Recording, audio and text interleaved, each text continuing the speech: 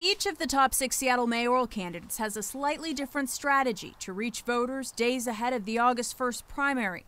But in this final weekend, their paths are bound to cross. 3 decades. Several mayoral hopefuls stopped by this morning's fundraiser for Charlena Lyles to listen to the community's concerns about police accountability and reform. I think it's one of 2 city issues on the mind of voter Veronica Very, who said policing and then also affordability need to be addressed by the next mayor without delay. it's penetrating the community and our social experience in more ways than we understand.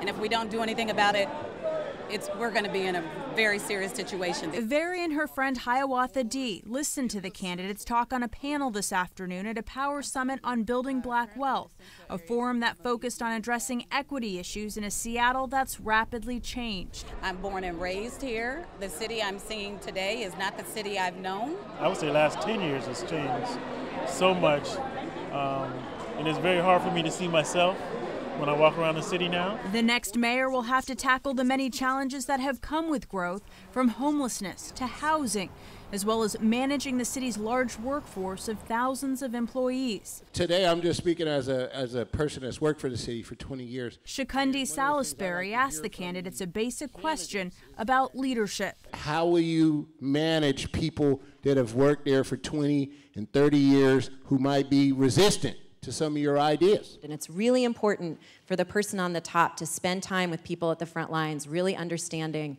how they're doing their job, because they know best. A different kind of leadership that's not so much about politics and pleasing the wealthy, but is more about the mission of the city, is an essential shift we need to make in the next 4 years. One of the things I did was start meeting with department heads every week, so that we could have that contact. Then we had regular briefings where we brought in people at a lower level to talk to us as well. And you have to try to find out where the innovators are. I have been a union organizer, and I really do believe that if you want to figure out how to solve a problem, talk with the workers that are working on that problem on a daily basis. We need a mayor who will listen first, who will take direction for folks who have been in our city for 20 years, and then because that creates buy-in, and then we'll develop a vision with our folks in the city that is about race and social justice, because that's who we say we are. A leadership and vision, and then you have to hold people accountable.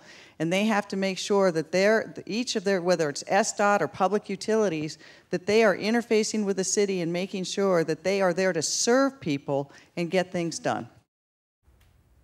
So the city employee who asked that management question told me he's also trying to get voters engaged in this off-year primary. And he says some people are struggling because there are so many candidates and choices. It's actually taking longer for people to research folks. And according to the latest numbers from the King County Elections website, turnout is under 15% at this point. But you do have until Tuesday. That is the deadline to mail in your ballot or drop it off at one of those drop boxes. Once it gets down to a smaller number where people can kind of attach themselves to a few candidates, maybe the numbers will go up a bit? Well, the ones that you saw on stage today are the top 6 candidates who have been the most active in terms of the campaigning and getting their message out, and in terms of the polling that we've seen earlier in the cycle. But it is a lot in that voters pamphlet to go through 21 different names. There's a lot of research to be done, but we have some help for you online.